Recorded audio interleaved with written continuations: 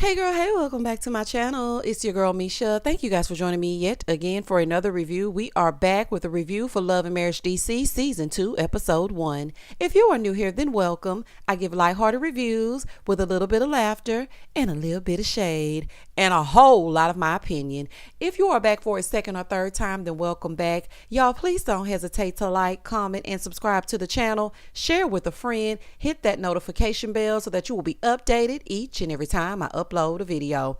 Now, child, before we get into it, I just want to say that Love and Marriage DC may not be on my roster. It may not be an every week review. If I do review it, I will be reviewing it live so y'all can join me and give me your commentary as we talk about it together, but we'll work out the kinks a little bit later. So, child, let's get into it if we're going to get into it. It's 6 months later, and we see Quick in the studio, well, the radio studio. Jamie stops by. They're in the middle of the broadcast, and we scoot on over to Arena and Ashley. So, Arena is visiting Ashley, and she's like, girl, why you so dressed up? Child, because y'all filming? She know normally she come to the house in some sweats, and she said today is filming day. I shall be dressed up. I know that's right, Arena. She said they've gotten really close since last season. They hang out a lot now. Side note, I hate these dream girl confessional looks. Like, I'm happy the big names are not in the back and they're gone, but baby, these reunion ready looks in these confessionals, I'm like, what is happening? So Ashley said, yeah, we have a good friendship, not to be confused with a friendship. There's no D. She ain't getting no D from me, and she ain't getting no D from Jamie. See, I don't like that. I know she thought that was cute, but I really didn't like her saying that about Arena. Girl, why are you trying to tell this woman's business on the slick? Like, I just didn't like it. Back at the studio, Dominique reveals that Monique and Chris are separating. Okay, that's the co-host for the radio show, and they're doing the celebrity gossip segment. So Quick was looking like, say what now? They getting a divorce? They're separated? Well, why nobody ain't tell me? Now, he was caught off guard, but he did give his answer, and it was good enough to stay out the mess. But he was like, I know these people in real life, so please, why are you putting me on the spot this way? Back with Arena and Ashley, they're also talking about Monique and Chris being separated. Arena said, I'm just trying to figure out, are they the Samuels? Are they just Monique? Are they just Chris and Monique? Like, what is it? So Ashley said, girl, I don't know. Arena was like, well, all I know is they don't live together. So this is the real reason they didn't return, because it would be like, see, we told y'all, see, we knew it. We knew she was trying to get rid of Chris. That is what it was for. It was to save face. It had nothing to do with contracts, as she stated, probably nothing to do with money. Allegedly, it probably had to do with their relationship and them being separated. But I'm just confused as to why we're continuing to talk about them if they're no longer a part of the cast. Now, I don't know if at this point they knew that Monique and Chris were not going to be returning, but the whole episode was, where's Monique? Where's Chris? Where's Monique? Baby, let's just move on. Okay? Let's develop these storylines that we have in front of us. Let's not worry about them. Moving forward. Baby, Arena and Ashley spilling all the tea. Do y'all hear me? Arena said they're both doing them. Okay, I don't know what that means. And so in the confessional, Ashley said that she feels like their home is big enough to be on two separate sides, but they decided to be on two separate sides of Maryland. Okay, so that explains a lot. So they are separated. So when Monique did that video debunking that people.com article, was she just visiting for the day? Child, it ain't making no sense. So then they started talking about DJ Quick being busy per usual. Ashley said, listen, I ain't got time to argue with him. He busy, I'm busy. We'll just be busy together, child. Let's just get on, child. Let's just continue. Back at the studio, Jamie and Quick are talking about, him just stopping by. And Jamie tells him, I can stop by now because I'm retired. I was a cop for 25 years. Now, I remember hearing that he was a cop, so I wasn't surprised when he said that. But Quick was. He had no idea that he was a cop. Baby, Jamie was so secretive about that job, you would have thought he was a part of the CIA. I said, not you have been a cop for 25 years and your friend doesn't know. Quick, how were you in such close proximity to Jamie and didn't know that he was the cop? Child, I guess. So Jamie just was saying in the confessional, it's a world that you realize that everybody doesn't need to know about. Okay, because when they find out you the 5-0, they start acting a little funny. But did y'all notice how nicely manicured Jamie's nails were? I said, that man know he gonna do some self-care, and he know he gonna keep himself together. Say what you want about how he is, honey. He a little bit much, but he gonna put it on. Okay, he might give Martell a run for the money. Okay, because Martell is a snazzy dresser. But, Jamie gonna put it on. So Jamie invites Quick to an all-black going away party for Jason because he's gonna be moving out on his own. Back over with the ladies, Orena is with Ashley trying to choose a picture for Jason so an artist can draw a picture of him, kind of like with a little bit of braille embedded into it so that he'll be able to feel the picture. So she told her that she's inviting Clifton and Joy to the party, Chris and Monique if they come. Now y'all know Chris and Monique ain't coming, honey. Y'all know that. She's telling her that he got into the Doors program, so he's going to be on his own. He's going to have his own apartment. And I'm so happy for him because independence builds confidence. I am so happy for him. She also said little Jamie and big Jamie still fussing. Child, you know that's what they like to do, child. They're still at odds because Jamie doesn't feel like little Jamie is taking his life seriously. Orena's like, listen, he got a ticket at the house, right? And so Big Jamie opened it because they got the same name. No, ma'am. Don't open my mail. If you want him to be an adult, he needs to pick up his own damn mail or have it forwarded to wherever he's living, and he needs to open it himself. So Big Jamie told him, listen, you got this ticket, you need to pay it. So LJ asked him if he could pay it for him because, you know, he just paid his PO. Now, first of all, we got to stop calling him Little Jamie. He's a grown 26-year-old man. At some point, we got to drop the little nicknames we gave him when they were little. You know, little man. He's a man now. Drop the other man. So now we'll just call him LJ or Jamie because they have the same name. Of course, when he asked to pay that ticket, Jamie was like, no, I'm not paying your ticket. This is your ticket. It's not mine. He felt like, why won't you help me? You don't want to help me. You know, I lost my job. And he's just a little bit too entitled for me at 26. He needs to get himself together. He can work anywhere. I don't blame Jamie for not wanting to pay his bills. So LJ got mad because he didn't want to help him and said, that's why I don't come home. That's why I stay with my girlfriend because she hold me down. Well, good for her. Okay? Stay with POP and stay holding it down. Have her hold you down and hold down that traffic ticket as well. Moving forward. So Orena said in her confessional, listen, I'm steering clear of it. I'm tired of it. I'm always in the middle of it. And I'm just done. In the next scene, Ashley and Quick are at the house. And Ashley is trying to create some space for Angela, who used to be the live-in nanny. But she left. And now she's back as Ashley's assistant. Because, you know, things are looking up and whatnot. So her and Quick go in the room to talk. And he's excited about Angela coming back. But he's not sure if their son, Antoine, is happy or not. So Ashley said, you know, she explained to him that she's not back to be a nanny, just to be her assistant. And he's old enough to do things on his own because he doesn't like people telling him what to do. So Quick was like, well, he shouldn't be worried about that anyway because he shouldn't be woken up by you or her. So Ashley feels like he's only 14 and he's still a baby. Now, listen, I see both sides, but I feel like what Quick is saying makes sense because you want to make sure that you give them that independence. He's old enough to set an alarm and wake himself up. But I have to say, you know, my mom woke us up until I was like in the 11th grade to make sure that we didn't oversleep. But I don't know. I guess it just depends on your household. But I do feel like you need to help him gain some independence. He's now a high schooler, so things are different. You get yourself up for class because when you're in college, there is no mommy. There is no school bell. There's nothing. You know, your class starts at 8 o'clock. You need to be across campus by the time it turns 8 o'clock. Like, there's no one there to guide you, so it needs to start now. But I do see both sides. You know, I really do. Because Ashley was like, listen, I just want to make sure he gets to school. And at that age, you know, I feel like they're still wanting to sleep in. He's still kind of young. It's his first year of high school. Now, if he were 16, I would say if you want the responsibility of driving a car, then you also need to make sure that you're up for school. He feels like Ashley babies him. She's explaining that he just started high school. And he said that she coddles him and he wants her to let him miss school so he can be a man.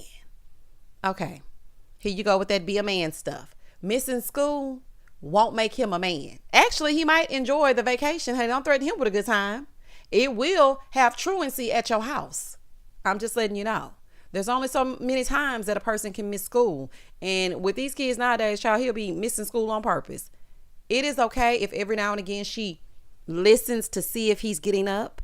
And if she doesn't hear any movement, then it's like, okay, hey, you got to wake up. But going in, turning his light on and her being his alarm clock, nah, that's a little bit much. So she said in her confessional that she missed out on mothering due to her mom always being gone. And she wanted to give that to her kids. And she feels like Quick missed out on a big chunk of mothering due to his mom passing. So all of the mothering that he got, it stopped at 10.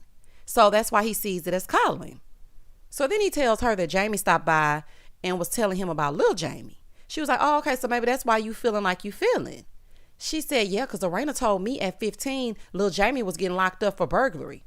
She's like, maybe that's the conversation you're having with Jamie about Lil Jamie, and it's making you feel like we should be harder on our son. So he said, yeah, I mean, that's exactly what it is. He said, I do feel like LJ is entitled, and being coddled are two different things. He said with Antonio, he is not a bad kid. He's a great kid that's spoiled. LJ is a bad kid that was entitled. Okay. This may be an unpopular opinion, but I'm going to say what I'm going to say, child. And I ain't changing it. I don't like how they confided in them as friends about their son, only for them to turn around and talk about how bad of a kid he is. Weren't you the one that just sat down with him last season trying to instill something in him? Why would you then turn around and call him a bad kid on national TV where he's going to be able to see it? For me as a parent and a former educator, I don't think there is a such thing as a bad kid. I feel that children make bad choices that need correcting and that need guidance. Okay. But to just sit around and talk about your friends' kids, child, that's just wild to me. I didn't like that. Because if you tell me something about your child, I'm not then going to say, yeah, they got a bad kid. They got a bad seed. I didn't like that. I just didn't like it.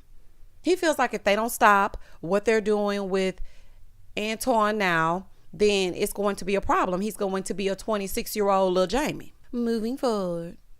In the next scene, it's the day of Jason's all-black party. So all the friends and family, they're arriving. She invited everybody, including Chris and Monique. So Jason is making his grand entrance. And when I tell you, when he came through that door, baby, that was everything. I love his energy. Like, I love that his family was, hyping him up. They had the energy. I was really smiling from ear to ear when he walked through that door. I said, look at Al. Look at little Al, be sure. So he comes on in, child. Then Joy and Clifton arrive. Hey, y'all. Arena said they've been hanging tough since, they've gotten to know each other. Pause for the cause, because I forgot the scene where Joy and Clifton were introduced to us. So Joy and Clifton were introduced to us. We all know them from Ready to Love. Joy stops by. They're talking about their move because now they're going to move to this big house together. And so he's asking her if she's ready to be a stepmother. He has 2 children and one of them is 4 years old. Now for me, okay, even on the show, I felt like that was a red flag because Joy and Clifton have been together for like a year now. So at the time, the baby was 3. Joy feels like she's ready to step into that space. And, they're about to get married because they are engaged. But she also told him that she doesn't feel like he misses her. Like when she leaves and comes back, she's trying to figure out if the zhuzh and the spice is going to be gone now that they're going to be in the same place all the time. Because, it's exciting when she's off doing her karaoke singing and whatnot. And then she comes back and then, she gets the big bear hugs from Clifton. But now that they're going to be in the same space all the time, like, is it going to be the same? Now, for me, I just felt like that was something to just zhuzh up the scene because y'all are fine. So if that is the case, then that's something that y'all need to talk about. Now back to the mess. So Joy and Clifton, they arrive and Jamie asks Arena, where Lil Jamie at? Is he coming? She's like, I don't know. So he feels like they need to address this text message that he sent. He sent a text message saying that they don't do nothing for him. His girlfriend holds him down. Well, honey, if that's the case, then stay there. Okay, stay there and continue to be held. Because at 26, you need to be self-sufficient. And you cannot get an attitude because your parents don't want to pay your bills. Those are the bills that you created. And for me, this is a celebration for Jason. So y'all need to enjoy the party. Don't even sit around talking about what's going on between y'all and Lil Jamie. Right now, it's all about Jason. So his sister believes that, yes, her dad, Jamie, has a right to be upset with LJ, but his delivery plays a part. And I don't think that he understands that. And quite frankly, what I feel after watching this episode is that the Jamies need to go to counseling so that they can effectively communicate, because Jamie is old school. He's like, listen, get it out the mud, do it this way. And I feel like if he approached him differently, then he would be more receptive to what he's saying. But also LJ a little bit disrespectful. And we're going to get to that in a minute. So, child, they still looking for Monique. Child, at this point, it's giving, where's Waldo? She's not coming. She is not coming around these cameras because then they will have to answer questions, and that is off limits. I mean, they could have at least texted or said something to show some support for Jason, but they ain't coming, child. Moving forward. So they're all sitting around, right? And so Jamie congratulates Joy and Clifton on their engagement, and Joy tells them that she has a speaking engagement. So Steve Harvey and Marjorie, they have a foundation in Atlanta, and she's going to be a part of the Ready to Love panel speaking to single moms. So Ashley said, but you're not a mom. She's like, no, I mean about Ready to Love, like the event itself is what it is, but I'm going to be on the Ready to Love panel. So Ashley said, but they know you're not a mom, right? So Joy explains being ready to love doesn't matter if you're a single mom or not. Now, I understand what she's trying to say. She's saying she's speaking to them about being ready to love in general, not specifically being ready to love as a single mom. But I also understand what Ashley's saying, because it's like, girl, you're not a mom. So it takes a little bit of the relatability and credibility from you. Now, being a single mom myself, I have to say it's hard, and it comes with a lot that only someone that's going through it can understand. So Ashley said, I just wouldn't feel comfortable talking to a group of single moms because I've never been one. There are certain things that they've been through that I have not. So they going back and forth, honey, because Ashley is like, girl, you are not a single mom. And Joy was like, well, I'm still going to be speaking, so that's just that on that. So Arena was like, why is this even a back and forth? Why is this even a conversation? Because it is. So she was like, I can see Clifton. He's looking at Joy. I'm betting he's uncomfortable. So then Clifton jumps in and he's like, well, you're going to do great. So congratulations, babe. She said, oh, I know. I'm going to knock that out the park. Oh, Lord. Her and Ashley are going to get on my nerves. Both. Because I feel like both of their attitudes are going to get on my nerves. In the confessional, Joy says she feels like they're discounting her and it comes off like hate. Now, this is my opinion. I don't feel like she was in any way hating on Joy. I don't think she was. Like, that's just a quick go-to. It's either they're jealous or they're hating. No, she was simply confused as to why you're getting a speaking engagement to speak to single moms when you're not a single mom. That's how I took it. I don't think that they were hating on you. Like, you can speak to whoever you want to. She's just wondering, how can you speak on a subject you aren't well versed in? Joy, I always think people hating on her. Try, she did that same thing on Ready to Love. Moving forward. I am happy that Clifton came in and saved the day, because that's what a real spouse does. He has your back. But I do not think that they were being, I just think she was just wondering, like, what's going on? She also has to work on her delivery. Okay, she's another one. So little Jamie finally shows up. Hey, sir. And as soon as Jamie sees him, he's ready to get down to the get down. He's like, let's talk about this text message. So Jamie presents this beautiful picture to Jason. Arena tells them that he's been accepted into doors, so he's going to be gone for 9 months. And the camera panned over to Jamie, and I could see in the background he was getting all emotional. And he said that's his soft spot, his family. Like, just knowing what they've gone through for 20 plus odd years. And now, Jason is just flying, and it just makes him emotional. So now Arena is getting emotional. Child made me shed a tear. I can only imagine how she feels letting her baby fly and not being there to protect him.